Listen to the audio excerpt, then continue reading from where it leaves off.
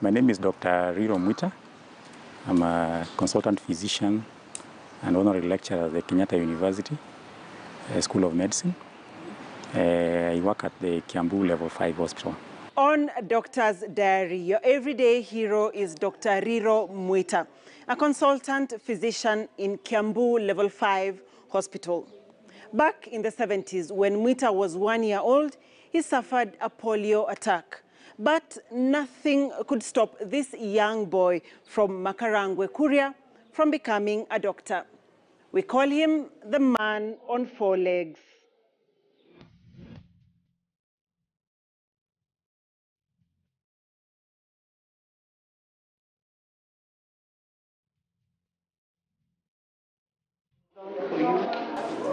Yeah, I qualified as a doctor in the year 2002 from the University of Nairobi. Having gone through very many stages to get there. Started off at Makarangwe Primary School. This is a school that is, Makarangwe is a place that is about a kilometer from the Kenya-Tanzanian border. I was born in the 70s, so I wasn't very lucky to be immunized against poliomyelitis, which is why I'm in this state, a physical challenge. Then at Kuria, there are not many hospitals, and generally in the whole country, there wasn't much reception or there wasn't much campaigns against polio like what we've had in the recent past on oral OPV vaccines against poliomyelitis. So I would say we were, those of us born in the 70s, 60s in this country, a good number of us were unlucky. I didn't go to nursery school because I had a challenge with my leg.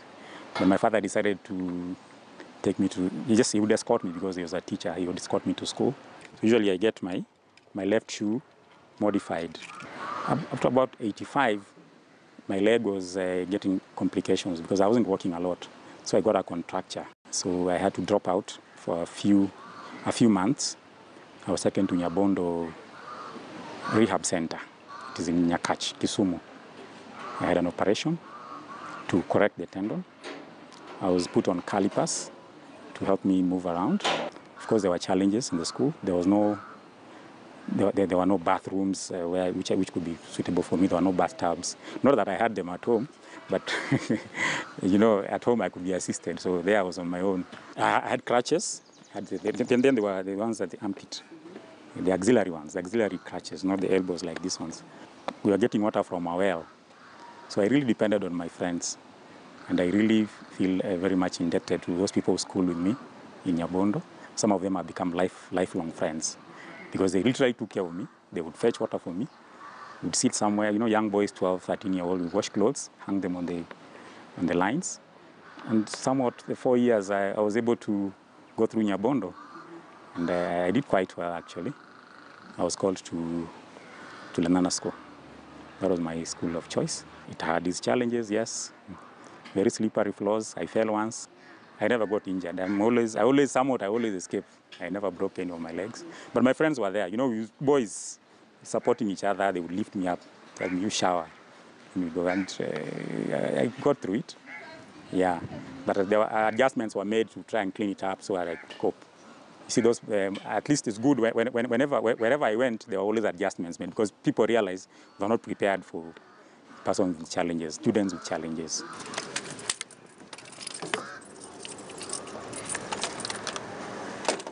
I really wanted to know what happened to me. Yeah, already my parents had told me it was poliomyelitis, but I didn't know what it was all about. Because even when I suffered the disease in the mid-70s, initially, my father was a teacher, my mom was a housewife. There wasn't much they knew initially. The herbalists would apply their herbs on my legs, but I think it was helpful because it was actually like a massage, trying to strengthen my muscles. Looking back, it wasn't a bad idea because they claimed that I got better after that. So looking back, I think that stretching and massaging of my weakening legs sort of helped me then. I was the firstborn. Mwita is the firstborn in Kuria, usually. So my other brothers came subsequently. So I realized from the people around, the kids who were my age, I was different. I was even using a stick, not crutches then, a rod. Yeah, that's what I was using. And maybe because of the difficulties in moving, that's why I got the contracture. Yeah, which had to be released in 1985.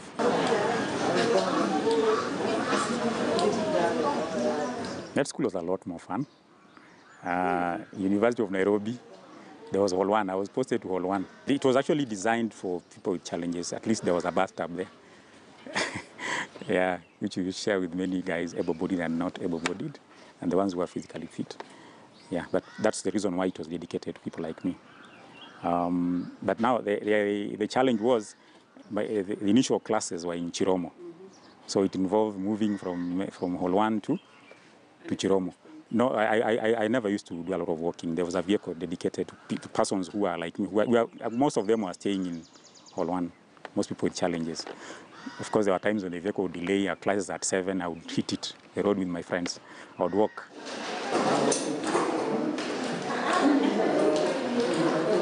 I had a lot of friends, and they always around me. They knew the dangers. They knew how to make sure I don't get crashed on that road. So there was never a day the car got closer to me.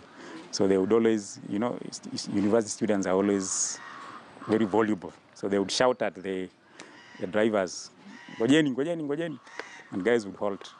Mheshimiwa anapita. Yes, I would go to the lecture rooms. Sort them out as quickly as we can. I stopped using the calipers in 1995. Yeah, so movement became easier. My muscles were getting stronger. Yeah, so that helped me a lot. KNH, I was posted next, I was given a whole block A, next to the mess, next to the gate, next to exits, very convenient.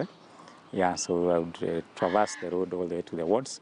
There's a lift, but of course during rush hours, I take back 10 because of the many people going in. But of course, people would see this guy is probably a doctor. He's going to see patients, so they would create space to allow me to go up. So our patient has diabetes ketoacidosis. I think he has received adequate amounts of fluids. You can see sugar is improving. I wouldn't say there was any doubt. I think it's because I was very confident. I believed in myself, and everybody could see this guy will just get what he wants. I don't think anybody would discourage me and tell me, oh, it's going to be difficult up there. You're going to do surgeries and those complex procedures. I would do, even in theaters in Kenyatta, I would be allowed to scrub, struggle, assist, and learn a few things, appendectomies, cesarean sections. I would go observe and assist. I learned as much as I could. But of course, the real thing was to come in internship. Yeah, that's where now I really got baptism by fire. Yeah, Nakuru, Rift Valley Provincial General Hospital. I had to do a call every third day. Yeah, the challenges, of course, were the surgical disciplines, obstetrics, surgery. Obstetrics, very heavy. Nakuru is a high volume hospital, just like Kiambu here, or just like Machakos, very heavy. Those are high volume hospitals. So maternity was very heavy. And that's why I had a lot of challenges. The hospital decided to create for me a stool, which is nicknamed Sina Makosa. I think it's still there up to now. It has been kept. Maybe they've kept it as memorabilia. Maybe I should go and look at it. It's good height. I could scrub and be assisted to sit and go on with the work. But you see now you can't operate while I sit all the time. At times you have to stand and move around. So I would be assisted, move around. The surgery process. You can't just be looking at one point. You have to move a bit.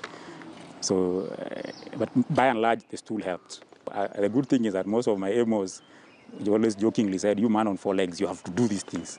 You have to do these things. We can't let you. You're on your own." So in the process, I got good in whatever I was doing. That's fine. So you can convert to mixed study. Yes. And prepare to discharge him after. People don't discriminate against you, and people don't disparage you, and they believe in you. And then you also show confidence that you're not crying that, oh, I'm like this. People just treat you as an equal. And eventually you scrape through. That's what that has been my philosophy in life. Not to keep crying, not to keep regretting. And I would get anything I want just like any other person. So that has helped a lot. I was smooth with ladies, so it wasn't hard to get a wife. Yeah, yes, we dated each other and I convinced her. She was impressed, so she became my wife. Yeah. So when I came to Kenyatta, we didn't have a child, but we got a child in 2008. I was a registrar then. So you can imagine now juggling that. You have a wife here, you have got to go to do ward rounds, you have got to Sometimes I would do part-time jobs in the casualty Kenyatta. We were offered that to get an extra coin. Yeah, we jokingly used to call them children must eat. As a registrar, you have a family, you are not earning much. So I would do those in addition to my regular salary. We were getting salary through the Ministry of Health then. So that would supplement my other income because my wife was not employed then. Kosawa? So it's not dehydrated now? Okay. My defining moments have been, of course, the most important thing was correction of the tendons, the tendon Achilles on my right leg, because I almost gave up because that dropping out of school, and I was working with a stick and I couldn't move at Makarango in the village there. I realized my life was going to be difficult because my father was a teacher. He would come and assist me go to school, even if he was getting distressed. So when they corrected that tendon, my life just changed. And I got exposed and I moved out of Korea and met other people, other boys from other communities, got exposed and learned a lot, and it changed my life a lot. And got ideas about being a doctor, I got very impressed by the doctor who operated on me. He was a Ugandan, the Dr. Kizito. Yeah. Not that I talked to him to exchange ideas, but I was very impressed that he actually did this, and that changed my life. Yeah. So, of course, graduating in 02, coming for masters and meeting my wife, getting my 3 babies. Yeah, and I'm happy about that. Yeah. So those are key things that define my life, and I'm moving on. Personal crisis, okay. Painful crisis, yes. People with disability are normally hidden. People don't want to expose them. So most of them don't get to say, I was disabled from the time I was 1 year. So not many people are able to rise from that 1 year, having suffered polio all the way to go through all those stages I've gone through. So nobody bothers to even imagine a hospital can have a doctor who is disabled. They only think of patients. You can be the doctor who is on a wheelchair. We've had doctors in Kenyatta who have been on wheelchair. Some of them have taught me. And I could see the challenges they were going through. Any alterations you want us to make? What should happen is people should anticipate these things. As society develops, we get more complex. Right now we have soldiers in Somalia. Most of them will come they'll be maimed or something. They'll come and they'll want to be integrated into the normal society. So our work environment is not fully prepared for people who are going to work and add value to the economy, and yet they have physical challenges. Like in the hospital here, they have had to adjust the parking. You can see that parking there, it's broadened to allow me to get out. Yeah, so the med sup did that graciously, and at least there are many other people who realize they have created more because there are nurses here who have gotten strokes. They are back to work. But they have the challenges. They're able to drive, of course, with assistance in modified cars. They need that parking. So that was not there.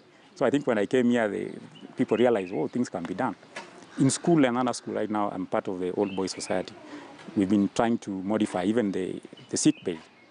There are students who are on wheelchair, 2 of them right now. The sick bay has had to be modified to accommodate them. Even transport, the vehicles, the buses, they need to have provision for persons with physical challenges because they also need to move around. Housing is a challenge because I had wanted to get a house to buy, and I went to a certain place to look for houses to select. All of them had bedrooms upstairs. And some other developments I've visited around Nairobi, even here in Kiambu.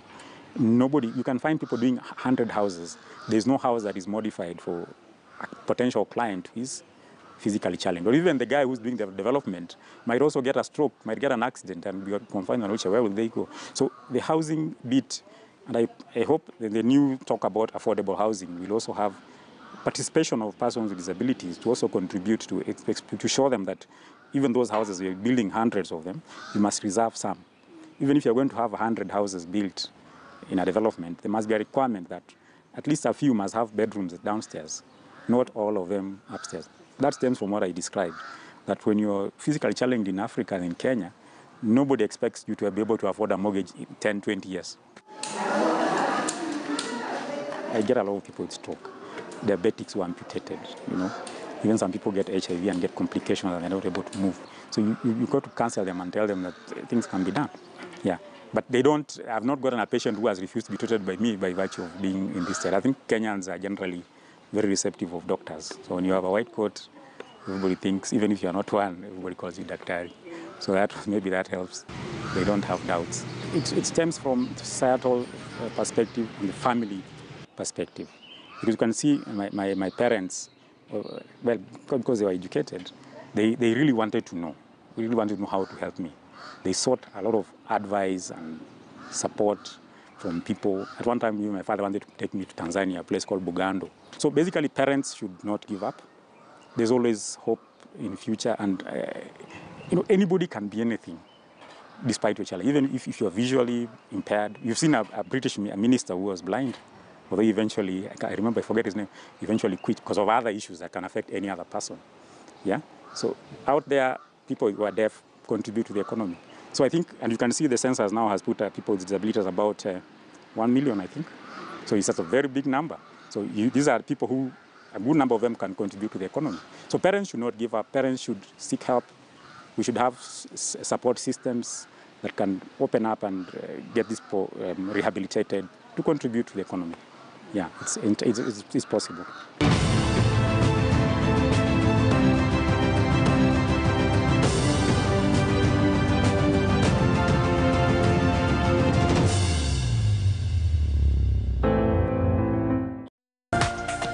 This is KTN News.